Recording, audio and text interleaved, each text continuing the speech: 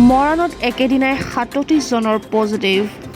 খোৱাং প্ৰাথমিক স্বাস্থ্য কেন্দ্ৰৰ অন্তৰ্গত বিভিন্ন স্বাস্থ্য আৰু উপস্বাস্থ্য কেন্দ্ৰত আজিৰ দিনটোতে ৩৩ জন লোকৰ দেহত ক'ভিড পজিটিভ পোৱা গৈছে।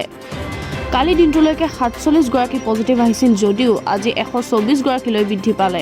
ইফালে চৰাইদেউ জিলাৰ মাহমৰা ৰাজহ চক্ৰতো স্বাস্থ্য কেন্দ্ৰত ৪ জন পজিটিভ ধৰা পৰিছে। চিকিৎসকসকলে জানিবলৈ দিয়া মতে আক্ৰান্ত প্ৰায় সকলেই হোম আইচলেশ্যনত ৰখা গৈছে।